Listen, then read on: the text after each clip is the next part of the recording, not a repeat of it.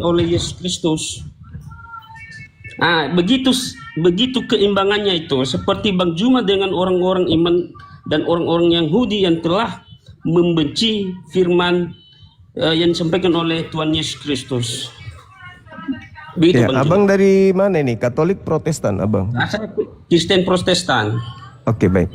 Jadi gini, saudaraku, ini yang kita sedang bahas ini latar belakang begini. Tadi Bang Juma berdasarkan narasinya, kenapa orang Yahudi membenci Yesus, kenapa orang Yahudi menyalibkan Yesus. Nah, sama seperti yang dilakukan oleh Bang Juma. Jawabannya apa? Jawabannya apa, Bang? Ketika Anda bertanya kenapa orang Yahudi, kan saya kasih penjelasan tentang kepada Bang Juma bahwa sama seperti yang dilakukan orang-orang Yahudi yang tidak percaya dengan Yesus Kristus, sama seperti yang disampaikan oleh Bang Juma. Ya, sama seperti perbuatan kalian dan sama seperti pikiran kalian ya terhadap orang-orang Yahudi yang telah membenci Yesus. Itu. Makanya saya boleh bicara, Bang? Penjelasan kepada Bang Juma, tak usah bertanya lagi kenapa orang Yahudi membenci Yesus, kenapa imam itu membenci Yesus. Oke, Abang. Kamu sendiri saya telah boleh bicara? membenci Yesus. Ya, saya boleh kamu bicara? Sendiri telah kamu sendiri tidak. Saya boleh bicara, Bang? Ganti-gantian kita, Abangku. Saya bukan jemaatnya Abang, saya bukan orang Kristen juga. Saya boleh bicara kan? Boleh Abang dengarkan saya? Saya kasih penjelasan sama Bang Juma, tak usah bertanya banyak-banyak. Saya nggak bertanya. Orang Yahudi saya nggak bertanya, Abang. Saya cuma ingin bernarasi gitu. Boleh kan? Gantian kan? Ini kan komal saya, bukan komal Abang. Kalau Abang mau berkhotbah buka komal sendiri, baru Abang ngomong sendiri gitu loh. Alangkah bagusnya kalau Anda bernarasi itu kita saling menanggapi satu sama lain. Anda nggak layak mengklaim seperti itu. Abang bisa dengar saya, bisa kita gantian ngomong, bisa? Oke, silakan. Bisa. Oke, baik. Dengarkan saya, Bangku, baik-baik. Dengarkan. Orang Yahudi pingin Yesus disalib, ya kan? Orang Yahudi, orang imam dalam hal ini orang Farisi, iblis, Yudas, Mahkamah Agama mau Yesus disalib. Abang juga mau Yesus disalib, betul? Tidak. Nah, kalau Yesus tidak disalib, Abang, siapa yang nebus dosa Abang? Nah, justru itu saya kasih penjelasan saya kepada Juma. Jadi Abang tidak mau Yesus disalib ya? Ya, ini sifat orang munafik ini, orang munafik. Kenapa Bang Juma membenci Alkitab? Kenapa Bang Juma membenci Kenapa selalu menuduh begitu, Abang? Bang Juma sama seperti mereka. Yang Abang mau Yesus dibunuh kan? Abang mau Yesus disalib kan? Sama seperti Anda berarti kok jadi nuduh saya. Anda yang mau, Anda yang mau Yesus disalib, bukan saya. Begini, saya tidak pernah Iblis mau Yesus disalib. Anda juga mau Yesus disalib. Anda lah yang sama seperti mereka, bukan saya. Benci firman Tuhan.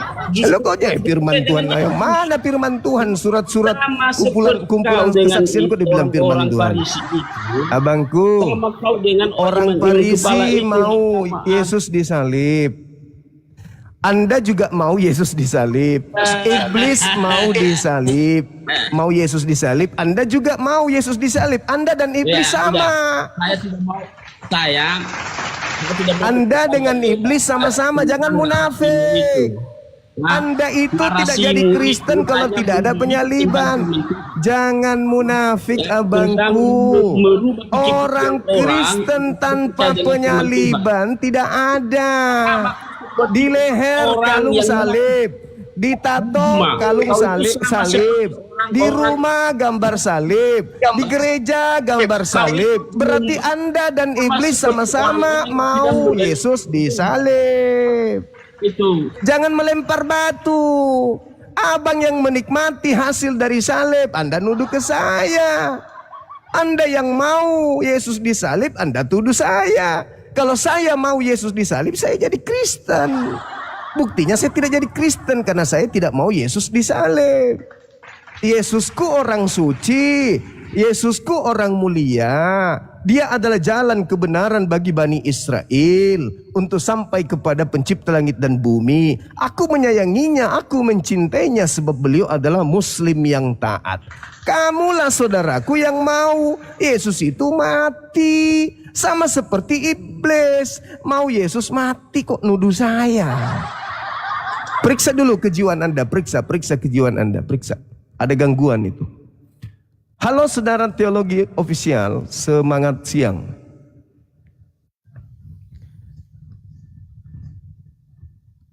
Halo, selamat siang. Halo, sebentar. Hai. Halo, selamat Iya, siang. halo. Abang Siang dah. juga. Iya. Gimana Sebentar, Pak Bang Pendeta? Daya. Siap. Bentar.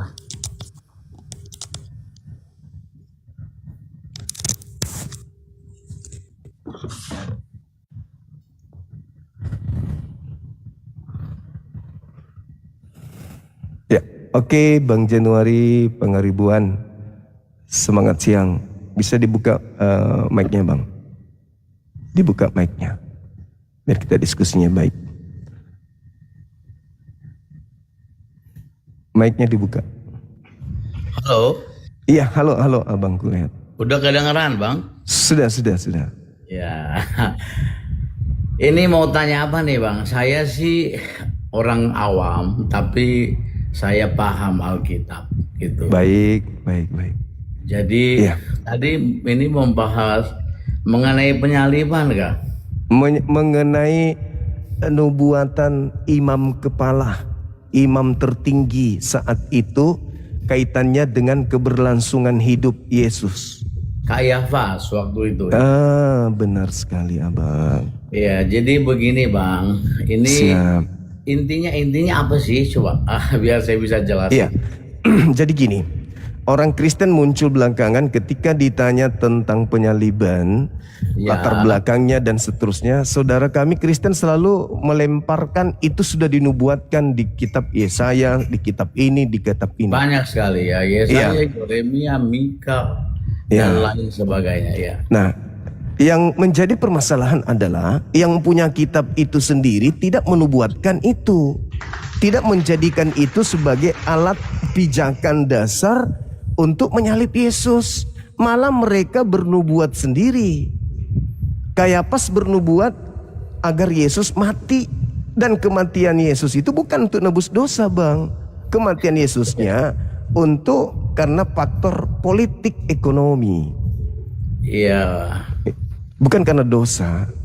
Iya, Nah, jadi itu, Abang. iya begini Bang Juma. Siap. Jadi Alkitab itu kan ada urutannya. Iya. Ada tali merahnya. Jadi dari Kejadian 3 ayat 15 memang sudah ada nubuat. Aku akan mengadakan permusuhan antara engkau dan perempuan ini, antara engkau dan keturunannya. Keturunannya akan meremukkan kepalamu dan engkau akan meremukkan tumitnya. Jadi itu memang nubuat ya. Jadi nubuat itu tentu Bang Juma tahu ya. Nubuat itu artinya menyatakan sesuatu yang akan terjadi di kemudian hari.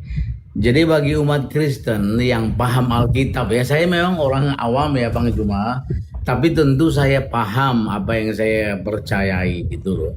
Jadi mengenai penyaliban itu memang sudah dinubuatkan. Ayatnya begitu banyak di Alkitab. Tergantung. Jadi kenapa bangsa Israel menolak? Ya karena memang mereka nggak butuh Mesias yang maunya mereka tuh Mesias yang bisa membebaskan mereka dari penjajahan Roma, penjajahan ya Roma lah pada waktu itu ya. Jadi mereka ya salah tafsir mengenai Mesias itu. Jadi Yesus memang sudah dinubuatkan Bang Juma. Ayatnya terlalu banyak. Jadi ayatnya terlalu banyak di Alkitab. Kalau saya buka tuh terlalu banyak ya, satu persatu. Ya saya juga mesti buka Alkitab. Cuman intinya, jadi penyaliban Yesus ya bagi kami yang percaya tentu kami paham Alkitab. Karena Alkitab itu tidak bisa dimengerti hanya sepenggal-sepenggal ayat. Jadi kita harus memahami, oh Alkitab ini itu ada garis merahnya dari Kejadian sampai Wahyu, semua tuh tercatat. Ada semua mengenai nubuat ini, semua tuh terjadi. Itu Bang Juma. Oke. Jadi yang saya lihat nih itu pengakuan saudara Kristen kami. Mereka mengambil kitabnya Yahudi sebagai dasar pijakan penyaliban karena di situ banyak nubuat. Sayang sekali mereka orang Yahudi disebut ahli kitab, ahli, pewaris, dan memang mereka jago. Kedua, mereka paham Ibrani, mereka ngerti Aramaik. Mereka secara tradisi keagamaan, keyakinan, mereka pendalaman materi terkait dengan kitab mereka itu tidak diragukan. Tidak diragukan. Nah, di situ ada orang Farisi, imam kepala, mahkamah agama, tapi sama sekali tidak menjadikan penyaliban itu adalah sesuatu yang sudah dibuatkan. Tetapi mereka malah membuat nubuat bahwa Yesus harus mati, itu pun hanya untuk bangsa Israel saja. Itu bisa dilihat di dalam Yohanes 11 nomor 45 sampai nomor 57 bahwa penyaliban terjadi, latar belakangnya ada, bukan nubuatan dari Yesaya atau kitab-kitab yang abang ini katakan banyak, tapi murni penyaliban itu terjadi karena faktor politik, ekonomi saja. Tidak ada unsur Yesaya, unsur ini. Nanti setelah Kristen itu datang untuk memberikan legalitas terhadap penyaliban, maka diambillah data-data yang kemungkinan bisa dicocokkan dengan tragedi penyaliban itu. Padahal yang tahu penyaliban, yang tahu latar belakang adalah mereka yang punya kitab dan mereka yang melakukan eksekusi. Bukan kita yang muncul belakangan. Ya, jadi begini Bang Juma, sebetulnya ya bangsa Israel kan menantikan Mesias.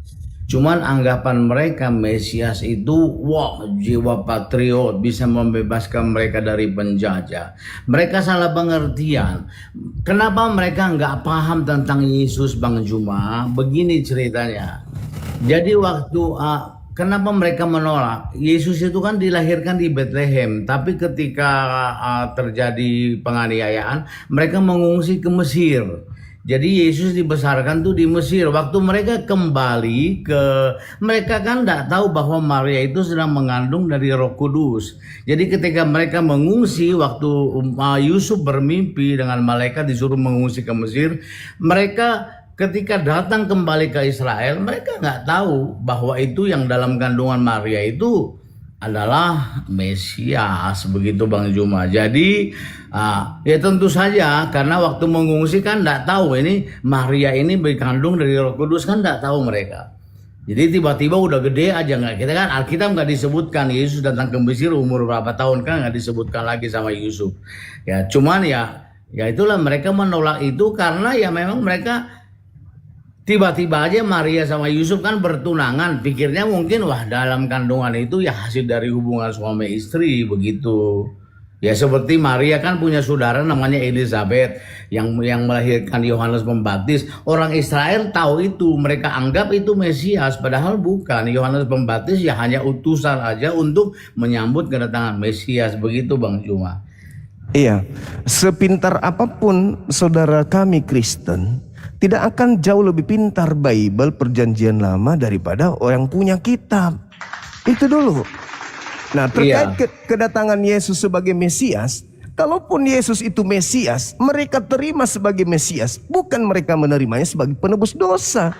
Yang jadi masalah ini penyaliban yang terjadi terhadap Yesus itu direkayasa, diramus sedemikian rupa untuk dijadikan alat agar orang-orang percaya terhadap penyaliban. Sedangkan penyaliban terjadi bukan karena faktor tebus dosa, tapi karena justru Yesus banyak melakukan mukjizat-mukjizat, mengkhawatirkan orang-orang Yahudi akan mendatangkan musibah besar. Karena semakin banyak orang percaya kepada Yesus, semakin banyak orang yang ikut kepada Yesus, maka semakin terancam bangsa mereka untuk dirampas oleh bangsa Roma. Maka mereka sepakat Yesus harus kita binasakan, supaya bangsa kita ini jangan diambil oleh bangsa Roma. Titik. Itulah terbelakang penyaliban, bukan dosa waris Bang. Gak ada hubungannya dengan dosa waris. Jadi begini Bang, begini Bang Juma, sorry ya, saya potong sedikit. Mengenai penyaliban, memang sudah dinubuatkan di Alkitab ya. Jadi memang contohnya lah ya, di dalam ketika Yesus datang mau dibaptis oleh Yohanes Pembaptis dalam kalau tidak salah Yohanes 1 ayat 29. Yohanes pasal 1 29. Yohanes bilang, "Lihatlah anak domba Allah yang menghapus dosa dunia," gitu Bang Juma. Jadi Yohanes yang adalah juga hasil dari Roh Yohanes itu kan dikandung, nggak ada orang yang penuh Roh Kudus ya, manusia ya, dikandung oleh Elizabeth mamanya itu dari kandungan sudah penuh Roh Kudus. Tentu dia tahu siapa Yesus. Makanya dia bilang, "Lihatlah anak domba Allah yang menghapus dosa dunia." Ya. Jadi kalau bagi kami yang paham Alkitab, tentu kami tahu dari garis merah Alkitab dari Kejadian sampai Wahyu bahwa Yesus itu memang menghapus dosa. Dosa dunia malah disebut. Bagi yang percaya Bang, jadi nggak ada paksaan. Nggak percaya kan nggak jadi masalah juga. Iya. Jadi ketika dikatakan Yesus itu sebagai domba, anak domba berarti anak keturunan Yakub. Menghapus dosa berarti dia mengajarkan tata cara bagaimana dunia ini bisa dosa-dosanya itu dihapuskan oleh pencipta langit dan bumi. Nah kan perintah Yesus, bertobat. Beliau yang mengajarkan kaumnya untuk bertobat, bukan membunuh dia di atas tiang salib agar dosa dunia dihapuskan. Itu kan cuma doktrin dan prasangkaan saudara Kristen yang memang sudah terlanjur kemudian terdoktrin bahwa dosa ditebus. Gimana ceritanya? Tidak ada ajaran di dalam ajaran orang Yahudi nebus dosa pakai darah manusia, itu nggak ada. Iya Bang, jadi begini, sorry ya Bang. Dari perjanjian lama kitab Keluaran ya, peraturan-peraturan dalam kitab Keluaran, memang bangsa Israel itu kan hanya lambang aja Bang. Bangsa Israel untuk menghapus dosa mereka mempersembahkan persembahan tergantung kemampuan ya. Kalau dia orang miskin tentu burung tekukur, burung merpati, yang lebih adalah domba, kambing, yang kaya itu bisa sapi. Jadi memang gambaran dari perjanjian lama untuk menghapus dosa itu lewat persembahan darah binatang. Itu kan hanya lambang Bang. Kata siapa Bang? Ya? Maaf nih, kata siapa itu lambang? Ya, lambang, dan itu memang kan sudah dibilang Ibrani Bang, baca saja Ibrani pasal 1. Itu semua memang lambang. Sip. Oke. Lambang untuk menyatakan yang terjadi kemudian bahwa domba Paskah. Makanya Yohanes bilang, "Lihatlah anak domba Allah yang menghapus dosa dunia." Dia ngerti betul siapa itu Yesus. Jadi dia hanya gambaran. Jadi ketika bangsa Israel segala Ibrani kan bilang segala sesuatu itu harus lewat pertumpahan darah. Saya lupa Ibrani pasal berapa. Tapi kenapa Imam Kayafas sebagai imam yang tahu Bible, yang tahu perjanjian lama, kenapa enggak membunuh Yesus karena nubuatan-nubuatan ini? Kenapa imam kepala mahkamah agama justru melakukan kebohongan, Pak? Melakukan kesaksian palsu. Untuk membunuh Yesus, mereka melakukan kesaksian palsu, tipu muslihat. Coba Anda baca kitab Markus 14 nomor 1. Matius 26 nomor 4, nomor 59. Imam kepala mahkamah agama berkumpul untuk melakukan siasat, yaitu siasat palsu dan tipu muslihat agar mereka dapat menjerat Yesus. Ya, jadi gini Bang Juma, mereka tuh kan sudah dirasuk setan semua seperti Yudas. Mereka pikir ini kan campur tangan iblis Bang. Bagi orang yang beriman tentu tahu. Begini Bang, sekalipun tidak lewat Yudas atau imam besar orang-orang Farisi pada waktu itu, memang Yesus harus disalib. Dia tuh maha kuasa, bagaimanapun caranya, dengan cara apapun, dia bisa berbuat apa saja sesuai hatinya. Nggak harus melalui Yudas. Tapi karena memang sudah dinubuatkan di Alkitab kejadiannya begitu, bisa. Kalaupun tanpa Yudas, tanpa iman Kayafas, tanpa bangsa Israel, Tuhan bisa melakukan berbagai macam cara. Yang pasti dia datang untuk menebus dosa manusia dan untuk mati. Iya. Coba. Abang, seketika Anda mengatakan bahwa meskipun tanpa Kayapas. Bagaimana ceritanya, Bang? Bagaimana ceritanya? Ya, Sementara Tuhan punya cara. Kita nggak bisa membatasi Tuhan, Bang. Tuhan itu Maha Kuasa. Dia Kalau punya begitu Anda berbagai macam bawa-bawa. cara. Kalau begitu Anda membawa-bawa Tuhan. Tolong tunjukkan firman Tuhan membunuh orang benar untuk menyelamatkan orang berdosa itu di mana tertulis? Ya, itu tidak ada. Memang Rasul Paulus ada di Berarti saudara cuma ngada-ngada berarti. Anda hanya Maksudnya terlanjur. Jadi gini, Bang, ya. Anda Kita mengada-ngada, paham. Anda memfitnah Tuhan, mengatakan Tuhan memang sudah merencanakan, Tuhan bla bla bla bla bla, tapi tak ada Oh iya dalil. dong. Segala Mana sesuatu. dalilnya? Mana dalilnya Dalilnya Tuhan? ada. Silakan tunjukkan. Oke, jadi begini, ini karena saya kan ada sesuatu, saya nggak bawa Alkitab. Tapi Iya, intinya iya. intinya begini, Bang. Jadi Yesus mati, ya itu kalau tadi Abang bilang akan maaf ya dari pihak Muslim selalu bilang Yudas berjasa, tentara Roma Iblis berjasa. juga termasuk Iblis berjasa dan Iya. sebagainya seperti yang Edis kemarin itu yang heboh. Iblis berjasa, sebetulnya tidak. Itu memang siasat iblis dan manusia. Yesus kan bilang, "Enyahlah kamu iblis."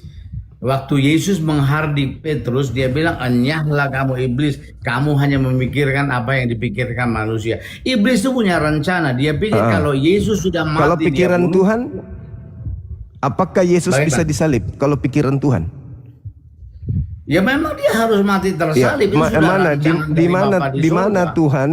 di mana Tuhan menyatakan bahwa orang benar disalib untuk menyelamatkan orang berdosa? Kan harus Itu berpaling. tidak ada, itu kan Ya, tidak ada disebutkan begitu. terus Memang Paulus bilang mudah bagi Paulus. orang mati, bagi orang benar. Tapi kalau untuk Paulus. orang berdosa tidak mudah.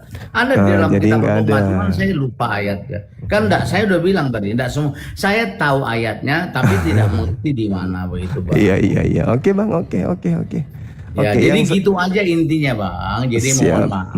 Ya, kami orang Kristen tentu mempercayai segala sesuatu yang terjadi di muka bumi ini itu sudah dinubuatkan mengenai Yesus, mengenai penyaliban, mengenai apa. Kalaupun tidak lewat Yudas, Tuhan punya cara tersendiri untuk dia mati. Apakah abang percaya nubuatan orang jahat dipakai sebagai ganti untuk menyelamatkan orang benar? Itu ada nubuatannya. Di mana? Amsal 21:18. Pengkhianat dipakai tebusan terhadap orang yang benar. Abang percaya? Ya pengkhianat dalam konteks apa dulu? Yang ada dalilnya Anda nggak percaya, yang tidak ada dalilnya Anda percaya. Bagus. Ada dalilnya. Oke. Tentu saya sangat paham. Saya memahami apa yang saya percayai. Iya, Saya silakan. tahu betul, ya. Silakan Itu, Bang, Bang. silakan. Ya, jadi itu aja intinya. Saya tentu memahami. Cuman kalau saya mau buka ayat per ayat, kebetulan saya nggak bawa Alkitab, Bang. Siap. Jadi intinya gini aja, Bang, ya.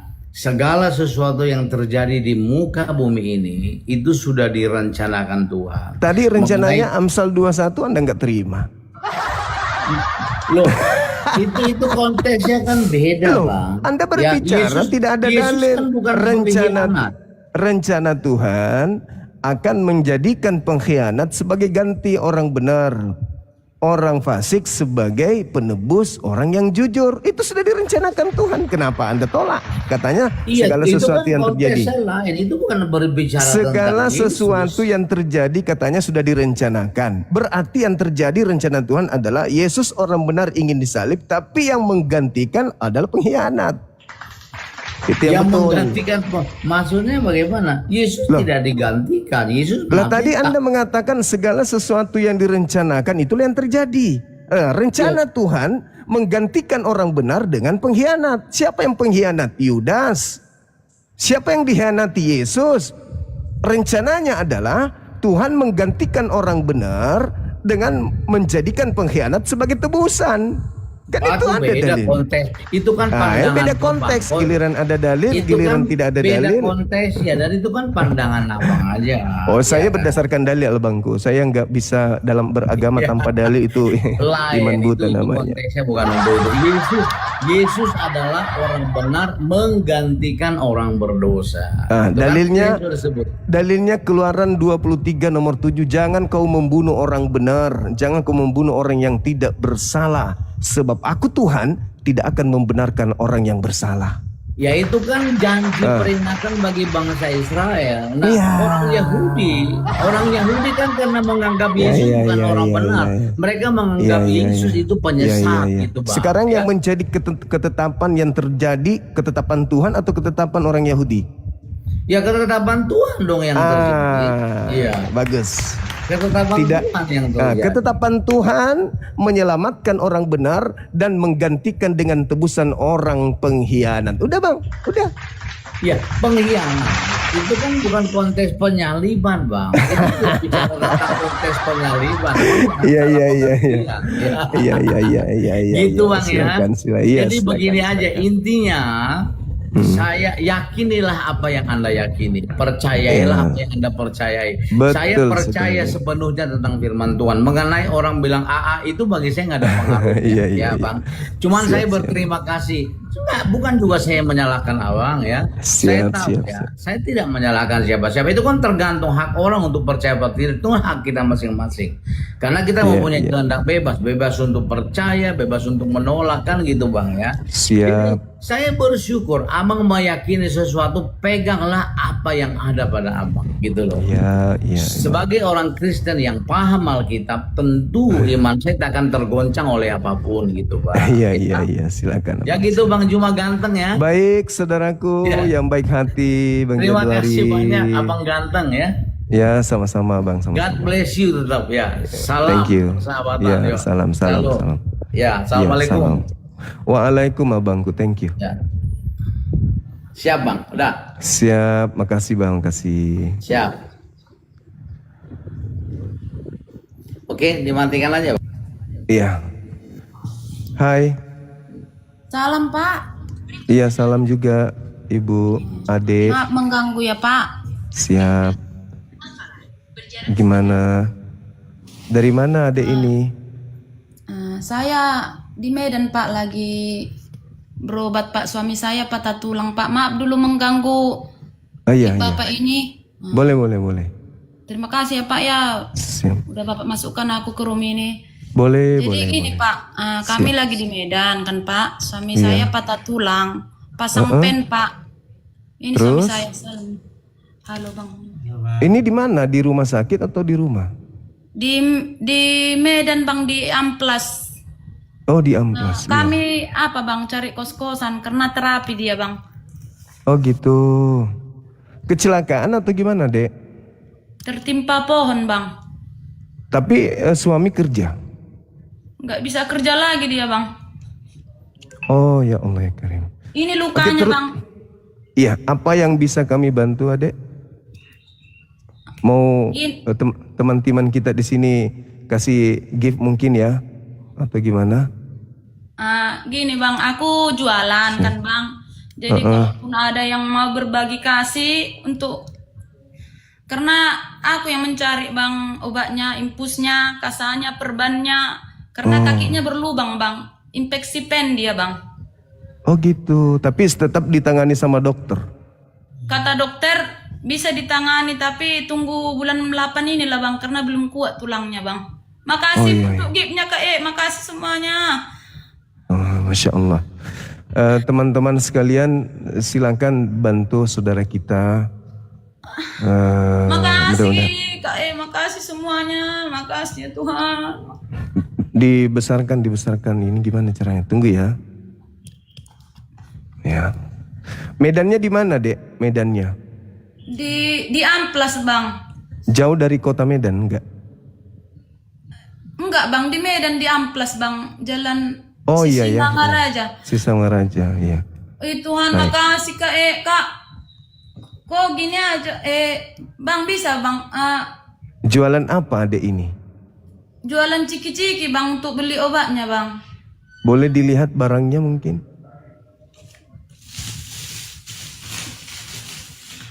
Ini Bang, kue anak-anak Bang. Oh gitu. Iya. Kalau bisa didekatin sama kakinya Bapak enggak? Biar kita lihat. Ini ada lukanya bang, nggak apa-apa ya bang ya. Buka Nggak aja bang. apa-apa. Lukanya berbolong bang. Tapi nggak sampai busuk kan? Nampak pennya bang. Oh gitu.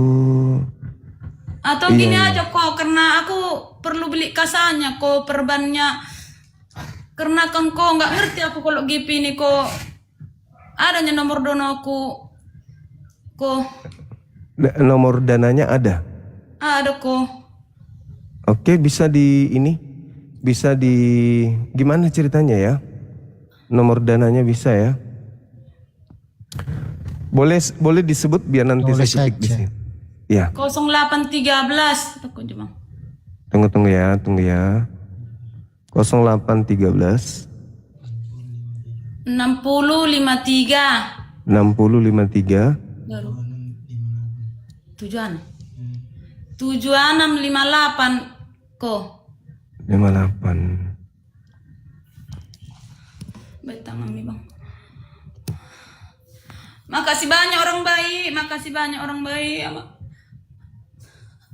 Ini aktif nomornya.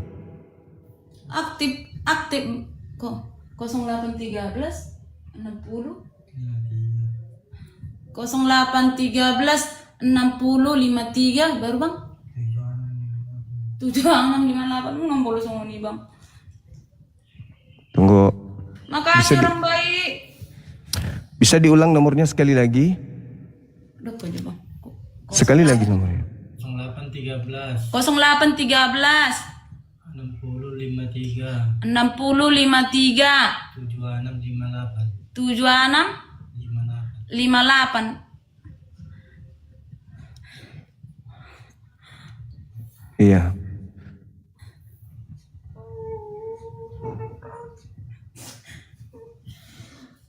Sabar ya. Sabar ya. Makasih banyak orang baik, makasih banyak orang baik. Makasih orang baik. Oh, udah coba dicek udah masuk itu. Satu Mudah-mudahan. HP aku. Oh iya. Kok satu HP aku kok. Siap.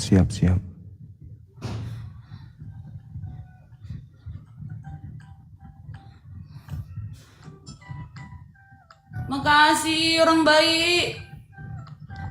Ada di profilku ya kak ya. Ada di profilku ya kak.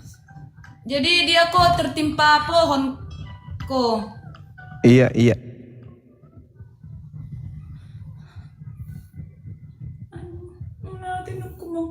Makasih orang baik.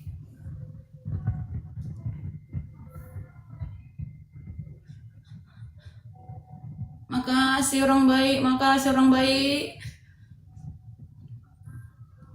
Makasih kak, makasih semuanya Kak Afid Gaya. Makasih semuanya.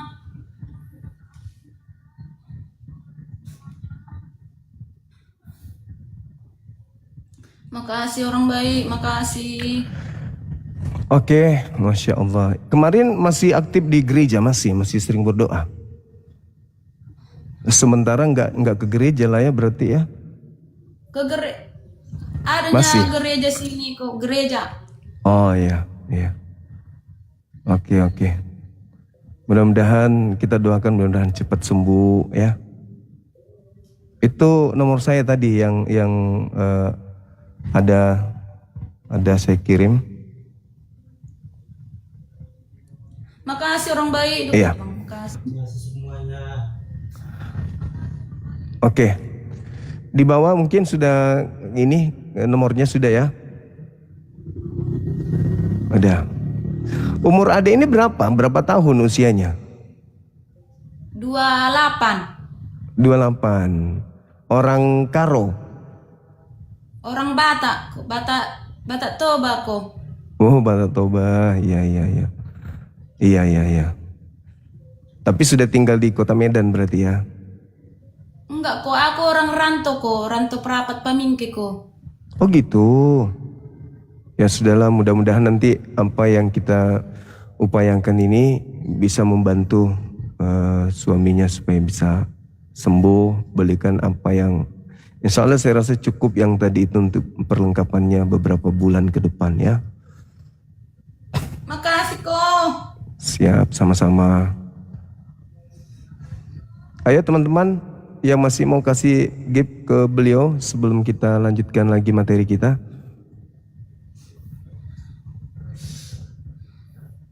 Makasih. Iya, sama-sama. Makasih orang baik, makasih. Makasih semua Kak Dedeng, semua yang ngasih gift sama kami. Sangat bermanfaat untuk obatnya, untuk milik Kasa Perban. Makasih banyak orang baik. Makasih banyak orang baik.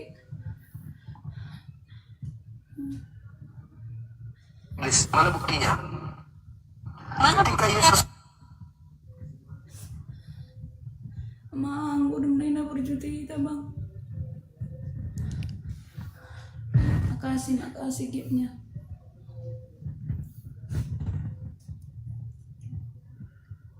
Tapi nomor HP saya jangan dikasih ke orang ya. Ya Dek ya. Iya kok.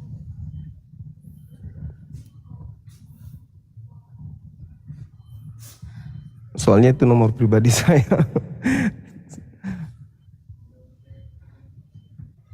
Makasih orang baik. Makasih orang baik.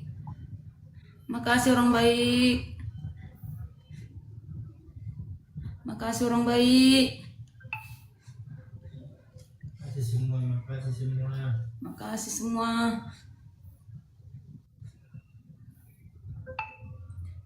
Makasih orang baik.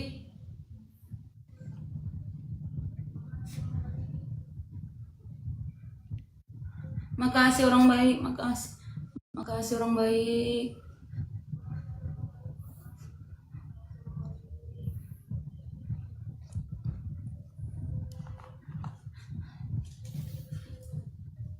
Mulia hati Tuhan, mulia hati Bapak, mulia hati Tuhan.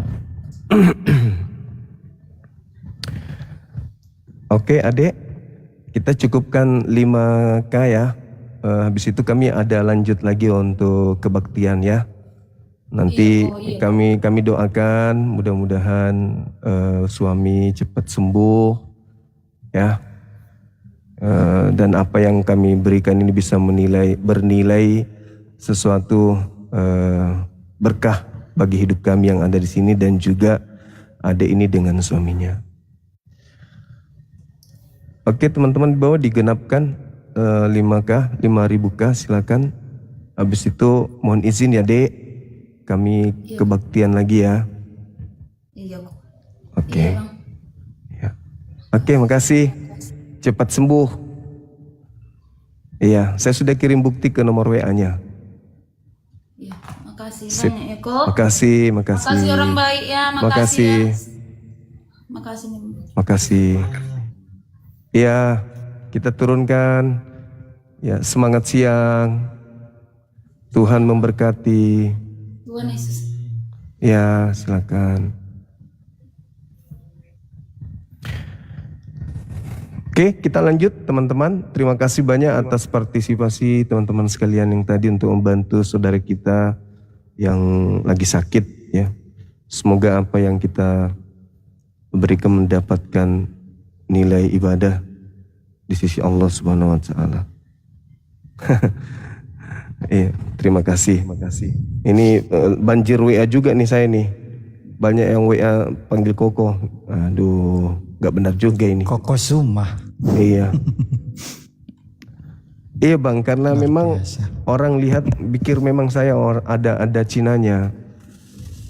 Karena memang orang tua dari Cina. Kalau bapak saya itu Afrika Utara, mama orang Dubai. Di asli Cina saya memang. HP-nya tapi. Ya. Oke, Saudara Agung mungkin ada hal yang bisa disampaikan di sini Gung terkait dengan ini nubuat yang ada kaitannya dengan penyaliban yang terjadi terhadap Yesus sesuai dengan nubuat iman Kayafas gitu. Kalau nubuat dalam Alkitab kan dalam PL menjelaskan di dalam kitab Yesaya kalau nggak salah ya, Yesaya 53, di situ kan menceritakan bahwasanya ia dicambuk, dihina, dicaci maki, ya kan? Itu salah satu nubuat tentang penyaliban yang diderita oleh Yesus. Dan di dalam PB, ya kan? Dalam PB juga dijelaskan kembali tentang dia lahir, mati, dan bangkit, ya kan? Jadi sekilas mendengar ya Bang Sumaya, Siap. tentang orang Yahudi, ya kita semua pasti tahu ya, orang Yahudi itu pada zaman itu menyembah bahwasanya yang pertama menantikan Mesias, yang kedua percaya bahwasanya Mesias itu ada, gitu. Jadi pada saat itu juga kalau saya baca itu mereka terbagi menjadi dua. Yang satu pengikut Yesus, yang satu menantikan Mesias, seperti itu. Sehingga timbullah tentang penyaliban dan sebagainya. Dan saya percaya bahwasanya penyaliban itu secara sejarah itu yang ditulis dalam Alkitab itu ada gitu, dan bukan sekedar catatan di dalam Alkitab gitu. Untuk si Kepas ya, untuk itu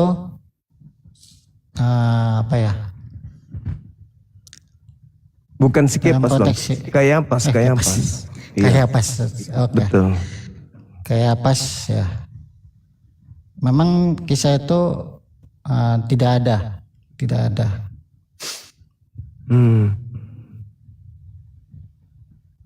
Iya. Ya, jadi beliau ini saudara-saudara, saudara Agung ini, setahu saya pengakuan beliau dia sudah menyelesaikan S2-nya ya, teologi ya. Iya. Ya. Nah, ini yang kita bahas ini adalah Kayapas ketika beliau bernubuat terkait dengan Yesus harus disalib dikarenakan karena Yesus ini mengganggu ritme hubungan mereka dengan orang-orang Roma, sehingga Imam Kayapas mengambil suatu tindakan Yesus harus disalib. Tapi pengharusan ini dikarenakan bukan nubuat, bukan karena dosa waris, melainkan karena mereka tidak ingin bangsa mereka dirampas oleh orang Roma, sehingga mereka menarik kesimpulan Yesus kudu mati demi untuk menyelamatkan bangsa Israel saja, bukan untuk bangsa di luar Israel. Nah, itu maksudnya Master Teologi Saudara Agung. Silakan sahabat Elir di YouTube, syukran, terima kasih banyak, barakallahu fiik. Iya, semua di YouTube panggil saya Koko. Terima kasih. Ya, lanjut. Moderator di bawah masih ada nggak ya? Ya, seperti itu penjelasannya Bang Soma, sehingga Siap. Saya pernah sekali ya mengunjungi ke sana, dan apa yang tertera di dalam Alkitab, menurut Alkitab itu sejarah itu ada gitu, seperti itu. Sehingga saya percaya Yesus itu benar-benar ada di dalam dunia ini, sehingga bagi orang yang percaya bahwasanya dia itu disalib, walaupun banyak orang yang mengatakan Yesus itu tidak disalib, seperti itu.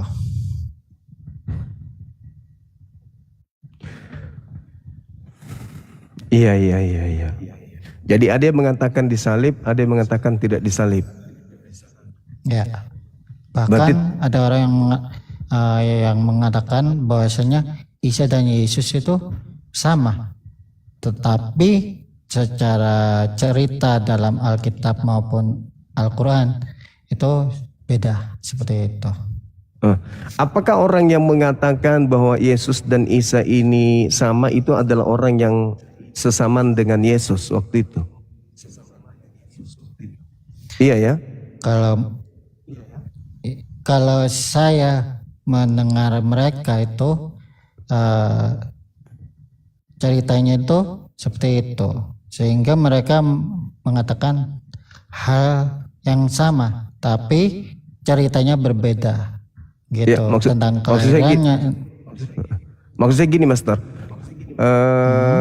Pada saat Yesus mengajar, ada yang menolak dia, ada yang menerima dia, dan ada yang kemudian percaya Yesus disalib, ada yang tidak percaya disalib. Nah, apakah orang yang menganggap bahwa Nabi Isa dan Yesus itu sama adalah orang yang hidup di abad pertama?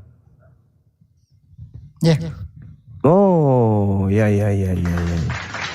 Berarti di abad pertama pengabaran tentang Nabi Isa itu sudah ada, dan pengabaran tentang Yesus itu sudah ada juga gitu.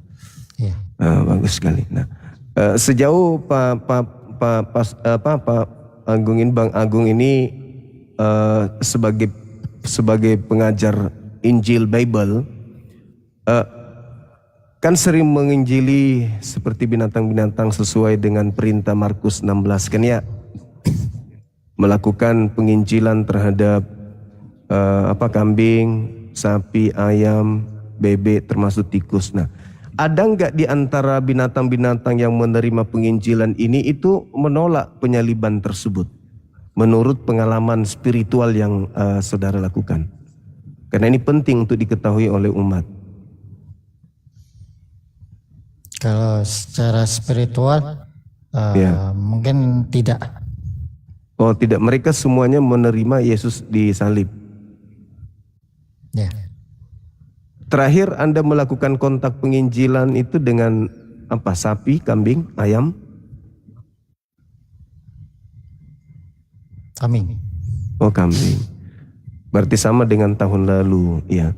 Tapi kambing rada-rada mendengarkan, rada-rada lebih tunduk daripada kebanyakan orang-orang yang justru mereka belajar Bible tapi mereka tidak mempraktikkan, semisal bom-bom misalnya. Karena ada orang mengatakan bahwa bom-bom itu baca Bible tapi mereka tidak tunduk. Masih lebih bagus kambing yang diberitakan Bible kepadanya oleh saudara Agung sebagai teologi S2 ini daripada bom-bom itu sendiri. Ya, apakah berita itu betul? Bahwa Ya, lebih tidak semua orang bisa. mudah menyampaikan Bible ke kambing daripada orang-orang semacam Pak Bom-Bom yang ngeyel gitu. Apakah itu betul? Ya, Oh Seperti itu. iya. Oke. Ini menarik teman-teman sekalian ya. Luar biasa. Moderator masih ada di bawah atau sudah buka?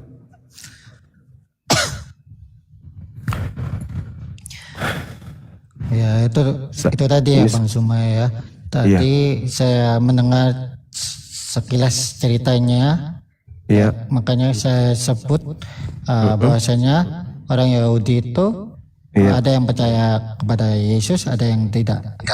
Karena Oh, yang tidak ini menantikan Mesias, yang dua bahwasanya Yesus itu Mesias, seperti itu.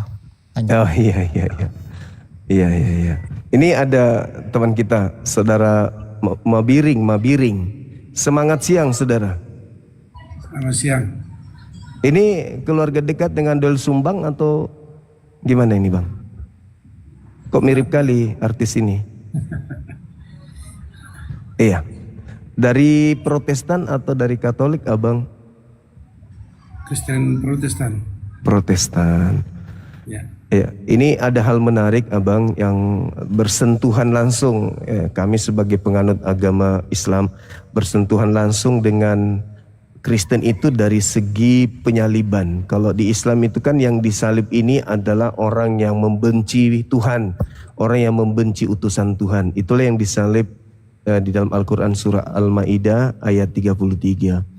Nah, yang terjadi setelah kami bertemu dengan saudara kami Kristen, teman-teman Kristen mengatakan yang disalib itu adalah orang benar, yaitu Yesus katanya. Nah, terkait dengan ini, Imam Kayafas memiliki peran penentu antara Yesus disalib atau Yesus tidak disalib. Ternyata setelah kami pelajari kitab Yohanes, latar belakang penyaliban itu bukan karena dosa waris, melainkan karena faktor politik. Nah, itu bagaimana pandangan saudara Mabiring sebagai seorang Protestan? Silakan. Aku kalau untuk itu belum paham kali. Oh, ya. Karena kebanyakan Kristen itu mengaku bahwa penyaliban itu tujuannya untuk menyelamatkan dunia. Penyaliban itu untuk menebus dosa. Tapi pada faktanya di TKP bukan begitu. Penyaliban terjadi agar bangsa Yahudi tidak dirampas oleh bangsa Romawi. Bangsa Yahudi, bangsa Israel, bangsanya tidak dirampas oleh bangsa Romawi, gitu maksudnya.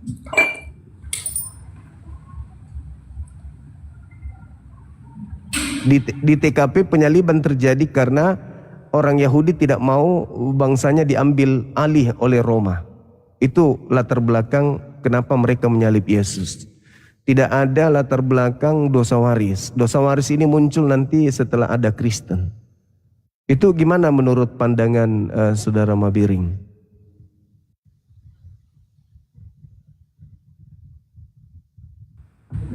Belum sampai ke situ saya pelajari. Oh iya. Iya, baik.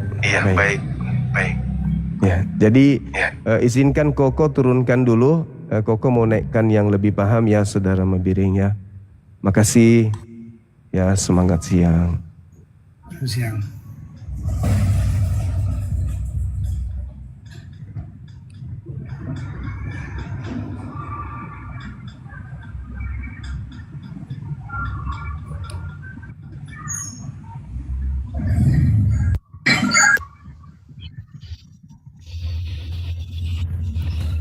Halo, selamat siang.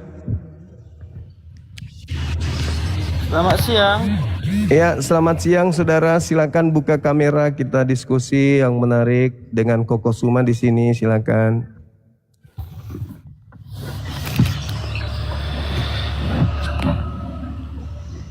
Ayo Bang. Ya. Dari mana Abang ini? Kota Medan. Iya, Katolik apa Protestan? Protestan. Protestan. Nah, itu gimana itu terkait dengan penyaliban Abang? Penyaliban itu ternyata bukan karena dosa, tapi karena politik. Sampai orang Yahudi, imam kepala, mahkamah agama melakukan upaya-upaya penyaliban terhadap Yesus. Ternyata bukan karena dosa waris apalagi, tapi karena politik. Mereka tidak mau bangsa Romawi merampas bangsa mereka. Itu gimana menurut saudara? Silakan. Tapi mau bertanya dulu, ada dalilnya enggak kira-kira? Ada Bang. Ada. Di Yohanes 11 nomor 45 sampai data 57. Coba dibacakan. Di situ dikatakan setelah mereka melayat Yesus, setelah dibangkitkannya Kayafas, orang-orang banyak melihat apa yang dilakukan Yesus pada saat itu. Mereka takjub, mereka terheran-heran, mereka kaget, mereka terkesima. Lalu salah seorang dari antara mereka melapor kepada orang Farisi. Lalu orang Farisi melapor ke imam-imam kepala mahkamah agama. Akhirnya mereka berkumpul dan mereka bertanya, apa yang harus kita lakukan? Sebab kalau kita biarkan Yesus melakukan banyak mukjizat, maka bangsa Roma akan datang merampas tempat suci kita dan bangsa kita. Imam kepala yang ada di antara mereka pun berkata, kalian tidak insaf dan kalian tidak tahu. Adalah lebih baik jika satu orang mati untuk bangsa kita daripada seluruh bangsa kita itu mati. Maka sebagai imam kepala, Kayafas bernubuat tahun itu juga. bahwa Yesus harus mati untuk bangsa kita daripada seluruh bangsa kita ini binasa. Nomor 53, maka mulai saat itu mereka bersepakat membunuh Yesus. Itu Bang. Situ tidak ada dikatakan untuk supaya jangan merampas, tapi dia itu untuk menyelamatkan kita, bangsa kita. Ada Bang, ada di data nomor berapa itu? Sahabat 48. Di data 48 coba Anda baca. 48 49 itu jelas itu dikatakan di sana bagaimana Yesus itu harus dibunuh demi untuk menyelamatkan bangsa mereka dari penguasaan Roma dan orang Roma pada saat itu. Silakan Anda buka dalilnya. Jadi jelas sekali bahwasanya apa yang mereka lakukan adalah upaya untuk membunuh dikarenakan bangsa mereka takut untuk diambil oleh bangsa Roma. Gitu. Tidak ada dikatakan Yesus sebagai korbannya. Ya, Yesus yang mereka kemudian ingin upayakan. Kan gara-gara Yesus harus mati demi untuk bangsa kita. Demi untuk mengumpulkan seluruh anak-anak Yakub yang sudah berpencar di seluruh bumi. Itu boleh Anda baca di data nomor 42-nya tuh. Nah, 53, mulai saat itu mereka bersepakat membunuh Yesus. Jadi ternyata selama ini kita diinformasikan Yesus mati untuk tebus dosa, ternyata itu tidak ada. Yesus itu mati untuk bangsa Israel saja, supaya bangsanya tidak diambil oleh orang Roma. Berarti selama ini Paulus melakukan sesuatu yang tidak sesuai dengan fakta di lapangan gitu. Iya, itu kan menurut pandangannya dari Bang Juma sendiri. Kalau menurut pandangan kami sendiri dari umat Kristiani, itu adalah untuk penebusan bagi kami umat-umat yang percaya, yang umat. Ya, itu imannya orang Kristen. Kami percaya itu. Kalau itu pandangannya dari Koko itu sah-sah saja. Tapi kalau iman kami mengatakan itu bukan begitu bentuk untuk penyaliban. Kalau ayatnya mengatakan begitu, bukan berarti itu disambungkan untuk kematian Yesus. Iya. Maksud saya gini, iman Kristen memang polanya begitu. Kami nggak mengganggu gugat itu. Cuman setelah kita pelajari, rupa-rupanya tuan rumah, pelaku eksekutor penyaliban itu bukan sesuai dengan iman Kristen, tetapi mereka melakukan penyaliban itu karena unsur politik. Adapun orang Kristen mengatakan untuk dosa waris, ya itu sah-sah saja klaim orang Kristen. Tapi setelah kami pelajari, kami dalami dan kami lihat, ya ternyata memang latar belakang penyaliban itu terjadi karena dengki. Anda boleh baca di Matius 28 nomor 17. Pilatus mengatakan, gubernur mengatakan, mereka orang-orang Yahudi, imam kepala, mahkamah agama, orang Farisi menyerahkan Yesus untuk disalib karena dengki. Nah, bukan karena dosa waris. Pandangan saya begini. Bagi saya sih kita itu ya berpandangan terkait dengan ayat-ayat suci dari setiap agama itu sih itu pribadi kita aja. Bagaimana iman kita aja menanggapinya. Cuma bagi saya sendiri, bagi saya yang percaya dari saya lahir sampai saya mengimani sendiri, bagi saya itu adalah untuk penebusan dosa manusia. Nah, kalau memang Bang Jumal katakan begitu, itu sah-sah saja. Saya sih itu kan pandangan kita. Jadi menurut saya sih kita nggak perlu bahas sampai ke sana untuk membahas agama orang. Menurut saya begitu sih. Bukan. Jadi di dunia sosial ini saya lihat kenapa saya tadi masuk. Bagi saya kita nggak usah membahas imannya orang. Iman kita sendiri aja kita lihat. Apakah di iman kita sendiri sudah benar? Saya juga koreksi. Apakah saya sudah benar beriman yang benar? Nah, tinggal kita itu diri kita sendiri aja, nggak usah mengkoreksi imannya orang, begitu sih menurut saya, supaya kita memberikan yang terbaik untuk orang. Sahabat Dewi Musik, thank you, barakallahu fiik. Iya silakan aja Bang. Maksudnya penyaliban itu kan di Islam juga dikaji. Nabi Isa tidak disalib. Yang disalib adalah orang yang membenci pencipta langit dan bumi dan yang membenci kemudian kebenaran, membenci Nabi Isa. Yang disalib adalah orang yang membenci Nabi Isa. Nah, di Kristen yang disalib adalah orang yang suci, orang benar, orang yang dikasihi Tuhan Elohim, orang yang menjadi jalan kebenaran. Nah, setelah kita teliti, saya teliti, rupa-rupanya kebencian orang-orang Yahudi terhadap Yesus ini karena faktor ekonomi, faktor politik. Di sisi lain, Kristen muncul belakangan, tidak hadir pada saat penyaliban. Kristen didoktrin bahwa dosa mereka ditebus dengan penyaliban tersebut. Padahal penyaliban itu terjadi karena faktor politik, bukan karena dosa waris. Gitu, bukan saya mengurusi iman saudara Kristen, tidak. Tapi Al-Quran saya juga menjelaskan tentang penyaliban. Nah, agama Kristen agama syiar, agama yang diajarkan supaya orang Islam itu banyak murtad masuk ke Kristen sesuai dengan amanat agung untuk mencari domba-domba yang sesat. Maka ini penting untuk dibahas bahwa penyaliban itu terjadi, Islam tidak ada di situ, Kristen juga tidak ada di situ. Mari kita dudukkan tuan rumah, apa yang melatar belakangi kalian menyalib Yesus? Betulkah karena dosa waris? Ternyata bukan. Kami murni menyalib karena kami tidak ingin bangsa kami dirampas oleh orang Roma. Titik. Dalilnya di mana? Yohanes 11 nomor 45 sampai nomor 57. Gitu abang. Tidak ada mengatakan Yesus yang menjadi korban. Gak ada ayat mengatakan Yesus yang menjadi dikorbankan. Itu dalilnya bang. Yohanes 11 45. Ada kata Yesus di situ. Ada. Jelas itu. Coba baca nomor 45 dari data 11 itu. Banyak orang melayat, kemudian orang-orang yang melawat Maria, menyaksikan sendiri yang dibuat oleh Yesus dan percaya kepada mereka. Di antara mereka ada yang pergi melaporkan kepada orang Farisi. Yesus kok di situ? Maka mulai hari itu mereka sepakat membunuh Yesus. Coba Anda baca di data nomor 54-nya.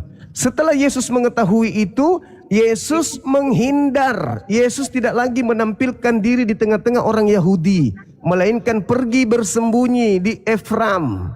Bang Juma, itu ayat yang kita sampaikan, itu mereka bersepakat karena Yesus mengaku adalah sebagai raja. Oh, itu kesaksian palsu. Itu kesaksian palsu mereka.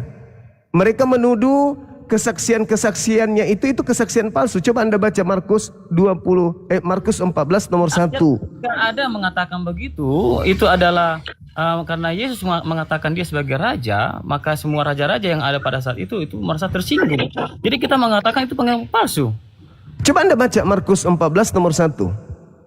Barakallah fiik, saudara Numa. Silakan dibaca, Bang. Saya bukan berasumsi, saya berdasarkan dalil. Di luar, saya ini di warung orang ini, saya nggak bawa, ini nggak bisa baca. Jadi kalau Anda membaca Markus 14 nomor 1, imam kepala Mahkamah Agama berkumpul untuk bersepakat melakukan kesaksian palsu demi untuk membunuh Yesus. Matius 26 nomor 4, imam kepala Mahkamah Agama berkumpul untuk melakukan tipu muslihat agar membunuh Yesus. Matius 26 nomor 59, imam kepala Mahkamah Agama merencanakan kesaksian palsu untuk membunuh Yesus. Itu dalil. Yohanes 13 nomor 2, iblis merasuki Yudas agar Yudas mengkhianati Yesus. Hal-hal seperti itu yang menyebabkan kemudian Yesus dibunuh. Bukan kebenaran, bukan kebaikan, tetapi karena faktor politik. Itu kalau menurut Bang Juma, bagi saya nggak mau berdebat di hal itu. Bagi saya, karena saya yang percaya, yang tahu itu tentang penyaliban Yesus adalah karena dia memang mengaku sebagai raja. Itu mau Bang Juma itu pengakuan palsu dari orang-orang Farisi pada saat itu, akhirnya Yesus untuk ditukarkan sebagai untuk menyelamatkan bangsa Yahudi untuk Roma, itu ya sah-sah saja kalau menurut pandang sampean. Kan sekarang itu kan yang saya bilang itu, menurut saya, kepercayaan saya, kan kita masing-masing punya pandangan terkait setiap ayat-ayat suci kita. Ya, silakan aja Bang, silakan. Abang mau mentafsirkan ayat itu begitu, ya itu pribadi abang aja. Bagi saya itu nggak perlu dipublikkan untuk supaya membuat orang itu menjadi supaya percaya ke abang. Bukan, cukup percaya kepada Bible, jangan percaya kepada saya. Itu kan bisa abang istilahnya menurut saya itu tafsiran abang itu kan menurut saya kan bertolak belakang. Itu bukan tafsir, itu tertulis begitu abang, bukan tafsir. Tapi kan menurut abang kan itu kan karena di situ ayat tidak ada dikatakan Yesus sebagai pengganti, nggak ada katanya di situ pengganti. Kok sebagai pengganti? Anda baca Markus 16 nomor 12. Kan tadi kan yang dikatakan di awal kan untuk menggantikan bangsa Yahudi ke Roma kan? Iya, supaya bangsa mereka tidak dirampas oleh bangsa Roma, mereka harus membunuh Yesus. Sebagai gantinya. Mereka harus membunuh Yesus supaya bangsa mereka tidak dirampas. Baca nomor 48-nya, Bang.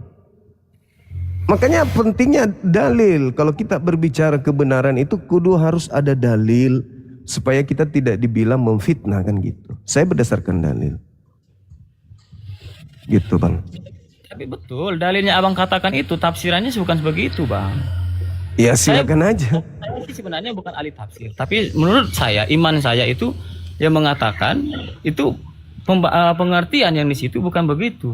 Iya harus karena kenapa? Anda sudah terlanjur didoktrin bahwa Yesus mati untuk nebus dosa kalian. Padahal faktanya Yesus mati, Yesus tentang ayat suci. Sahabat Bade, semangat terus Bang Bade. Ya gimana? Gimana Bang? Kalau kita bahas tentang ayat suci sebelah, menurut pandangan saya, apakah terima juga? Ya silakan aja terkait dengan penyaliban silakan. Di Al-Quran, wa ma qataluhu wa ma salabuhu walakin syubbihalahum. Di Al-Quran saya, Nabi kami yang suci lahir tanpa ayah datang mengajarkan Injil sebagai jalan keselamatan bagi kaumnya Bani Israel, tidak dibunuh, tidak disalibkan, melainkan yang disalib adalah orang yang diserupakan dengan kejadian penyaliban itu. Dan itu terekam oleh Markus. Markus mengatakan di dalam Markus 16:12 bahwa Yesus menampakkan diri kepada kedua muridnya dalam rupa bukan Yesus, berarti rupa lain. Rupa lain. Paulus juga berselisih paham, boleh Anda lihat di Kisah Para Rasul 25 nomor 19. Mereka berselisih paham tentang seseorang yang bernama Yesus. Paulus mengatakan Yesus masih hidup, sementara mereka yang lain mengatakan Yesus sudah mati. Berselisih paham. Berselisih paham. Al-Quran saya mengatakan itu, dan memang latar belakangnya kalau kita meneliti Bible, apa latar belakangnya kenapa sih harus manusia disalib? Ternyata nggak ada, karena dosa waris itu nggak ada, itu semua hoax. Tuhan tidak pernah mengutuk Adam. Kalau menurut kita begitu, ya saya sudah nggak masalah, bagi kami juga gitu. Yang penting iman kami tetap teguh. Iya silakan, Kami tidak mengganggu, kami tidak mengganggu. Untuk kasih juga. Jadi itulah ada di kami itu ada kasih. Jadi kalau orang-orang mengucap biar bagaimanapun kalau memang kami tetap teguh ya. Kami diajarkan kasih ya sudah, biarlah mereka berkata-kata. Karena ada juga tertulis di akhir zaman semua akan mengaku-mengaku, semua akan ada nabi-nabi palsu, akan menafsirkan segala macam ayat, tapi itu palsu untuk mengganggu iman kita. Nah itu ucapan Yesus kepada bangsa Yahudi, Pak Bang. Yang datang di luar bangsa Yesus itu kan kalian Kristen yang ngaku-ngaku pengikut tapi bukan bangsa Yahudi, kan kalian, bukan kami. Yang memasukkan pengajaran-pengajaran asing ke dalam kitabnya Yahudi kan kalian. Ada kitab Roma, ada Galat. Kita emangnya abang agamanya contohnya A. Saya nggak bahas agama yang apa. Contohnya A. Apakah kita dari keturunan dari sana juga? Bukan kan? Tapi Islam diajarkan diutus ke bumi untuk seluruh bangsa. Berbeda dengan Yesus hanya untuk bangsa Israel. Matius 15 nomor 24, aku Yesus diutus hanya kepada domba yang sesat, kepada umat Israel saja. Kalian bukan Bani Israel. Itu kesalahannya. Bang, semua kami bukan begitu Bang bahasanya Bang. Untuk semua, untuk seluruh umat. Nggak ada dalil itu, nggak ada dalil itu. Mau sampai robek mulut kita berbicara mencari dalilnya itu nggak ada. Yesus tidak pernah mengatakan aku diutus untuk seluruh bangsa, itu nggak ada dalilnya. Carikan saya, nggak ada. Anda baca Matius 10 nomor 5 nomor 6. Yesus berpesan kepada ke-12 muridnya agar jangan ke bangsa lain. Jangan ke bangsa lain, tetapi pergilah kepada domba-domba yang sesat dari umat Israel. Apakah Anda umat Israel? Bukan. Gitu abang. Jadi memang jemaat gereja ini tidak dibekali pengetahuan tentang Bible. Mereka hanya didoktrin Yesus Tuhan, Yesus penebus dosa, Dia adalah juru selamat kita. Begitu kita mati langsung. Itu yang diajari di gereja. Anda tidak diajari untuk mendalami Bible. Sebisa mungkin orang Kristen itu kalau bisa jauh dari Bible, supaya nggak tahu isinya, gitu. Bang, aduh salah kita bang. Salah. Jangan mengatakan seperti itu bang. Kita dijauhkan dari Bible, jangan bang. Nah sekarang kalau saya tanya kepada saudara, apakah Anda percaya? Apakah Anda? Karena saya tanya, orang awam kayak saya contohnya dari agama sebelah. Saya mengatakan di agama sebelah. Apakah ada dia mengerti dengan bahasa-bahasa yang dibacakan? Tidak diajari bang. Ada terjemahannya. Tapi ketika seperti orang saya, orang awam ditanya apa artinya, dia nggak akan ngerti. Ada terjemahannya, tinggal buka. Loh, tapi dia nggak diajarkan dengan hal itu. Kata siapa? Orang anak-anak kecil dari bisa mengaji, mereka sudah diajarkan untuk membahas Al-Quran, diperkenalkan Al-Quran, sampai original teksnya harus mendarah daging di dalam diri mereka, orang Islam itu. Ketika mereka tidak paham tentang kitabnya, itu sudah ada terjemahannya bang. Ini ada terjemahannya. Seperti saya yang awam, saya tanya apa artinya yang dibacakan, dia nggak ngerti. Minimal mereka baca original teksnya. Dan kalau mereka kalau ingin tahu artinya, kan tinggal masuk, ada terjemahan lengkap bahasa Arabnya, lengkap terjemahannya. Nah sekarang kalau Anda ditanya, kalau saudara ditanya, Yesus menggunakan bahasa apa ketika melakukan pengajaran? Bahasa Ibrani. Apa yang Yesus ucapkan pada saat Yesus mengajar? Bagaimana Anda bisa tahu bahwa kitab Anda itu betul, sementara itu bahasa Indonesia?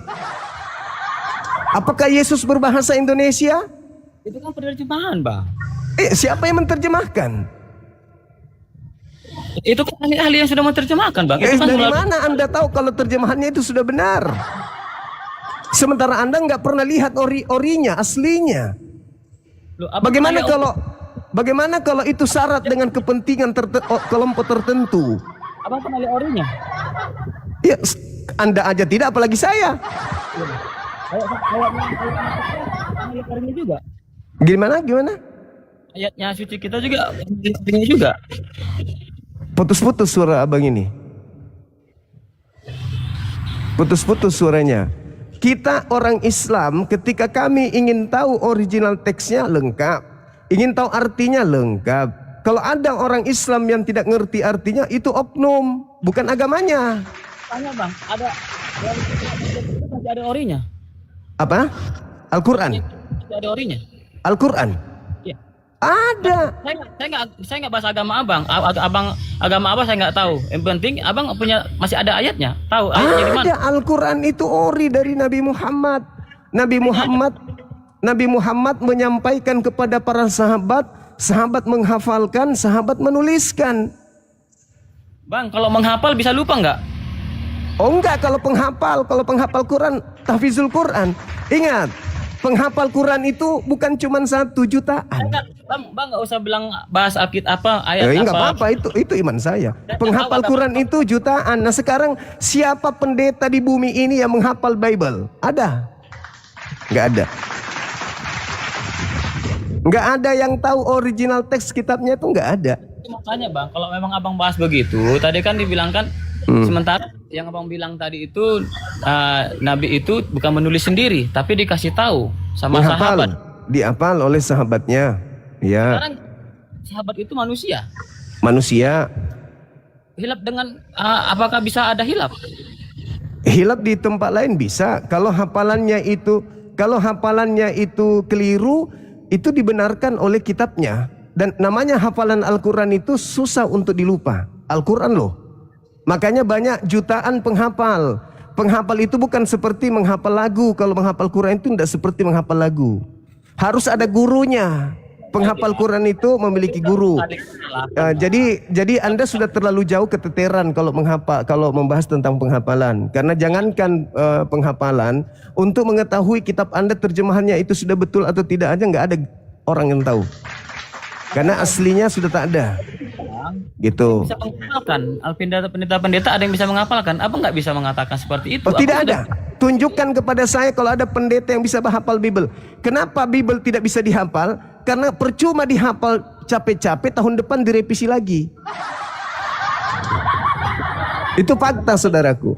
Itu fakta. Jadi kita kembali kepada tema kita bahwasanya penyaliban itu tidak ada karena dosa waris. Itu hanya rekayasa gereja-gereja saja. Beberapa kali saya menonton Penyaliban itu oleh tuan rumah. Udahlah kepercayaan kita masing-masing. Udah nggak usah saling mengganggu. Mari kita urus saling Ya, hukum. kalau itu bagus. Itu bagus. Itu bagus. Nah, kalau Anda Pemahaman yang modern, kita nggak tahu dulunya bagaimana aslinya. Itu hanya ya udah. Kalau begitu Anda maunya, silakan Anda sampaikan ke Lembaga Bible Indonesia untuk menghapuskan semua istilah Al-Qur'an di Bible, jangan dipakai. Supaya kita tidak berdebat. Bang, kami itu selama saya ini berumur, selama kita saya berkhotbah tidak pernah membahas ayat-ayat suci yang lain. Anda tahu nggak bahwasanya Bible Anda itu lebih banyak istilah Al-Quran dipakai daripada istilah original teks kitab Anda sendiri. Saya nggak mau tahu mau dari mana. Nah, itu namanya kebodohan. Itu namanya kebodohan. Ketertinggalan berarti Anda seperti kambing yang tidak mau tahu kebenaran. Beda orang yang mau tahu kebenaran. Gitu. Nggak perlu, Bang. Menurut saya begitu. Saudara, katakan itu kepada Lembaga Bible Indonesia, jangan ambil iman orang. Pakai kitab Yunani, jangan pakai bahasa Quran. Gitu, Bang. Sekarang, Bang, kalau saya mendengar dari setiap saya dengar ceramah-ceramah dari pendeta dari agama-agama lain, itu selalu membahas tentang keimanan Kristen. Kenapa? Karena Kristen merampok istilah-istilah Al-Quran masuk ke dalam agamanya.